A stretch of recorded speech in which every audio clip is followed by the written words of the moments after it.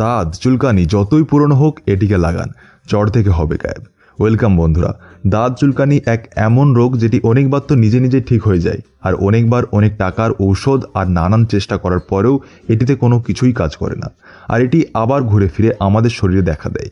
এই জন্য এই যে উপায়টি, এই উপায় আপনার পুরনোর থেকে পুরনো দাঁত হাজা চুলকানিকে জ্বর থেকে শেষ করবে, আর ওটিকে দ্বিতীয়বার হতে দেবে না। এই উপায়টিকে ব্যবহার করার সময় আপনাকে একটি কথার খেয়াল রাখতে হবে যে আপনাকে আপনার দাঁত হাজা চুলকানি জায়গায় এইভাবে চুলকানো যাবে না, কেননা এটি কিছু সময়ের জন্য তো আরাম তো দেয়, কিন্তু আপনার ইনফেকশনকে আরও বেশি বাড়িয়ে দিতে পারে।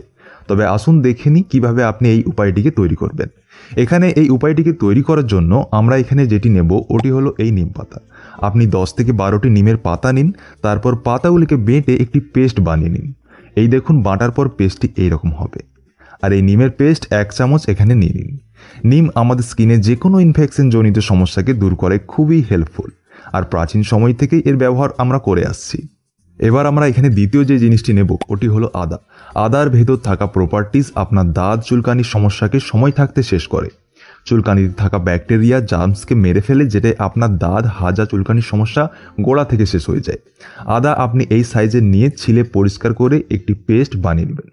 তারপর আপনি এই পেস্ট থেকে 1 থেকে 1.5 চামচের মাত্রায় আদার রস বের করে এই নিমের পেস্টে দিয়ে দিন। আর এরপর আমাদের যেটি লাগবে ওটি হলো হলুদ। হলুদ আপনি 1 চুটকির মাত্রায় এই পেস্টে মিশিয়ে দিন।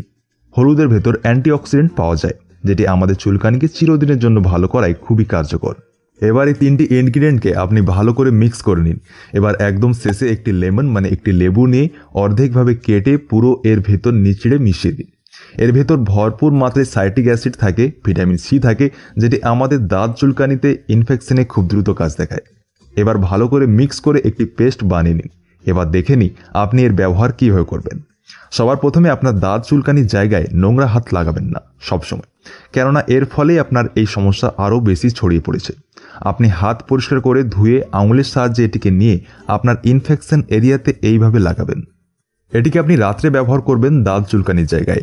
সকালে যখন এটিকে পরিষ্কার করবেন তখন হালকা গরম জল দিয়ে এটিকে ধুবেন। যদি আপনি এইভাবে মাত্র 1 সপ্তাহ এর ব্যবহার করে নেন, তবে এটি আপনার দাঁত চুলকানির সমস্যাকে জড় থেকে শেষ করে দেবে, তাতে ওটি যতই পুরনো হোক। তো ফ্রেন্ডস, এই ছিল দাঁত চুলকানি নিয়ে আপনাদের জন্য একটি খুবই সহজ ঘরোয়া উপায়। আজকের জন্য ফ্রেন্ডস ব্যাস এতটাই। আবার দেখা হবে একটি নতুন ভিডিওর সাথে।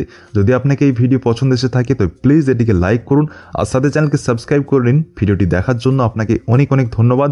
আপনার দিন খুশিতে কাটুক।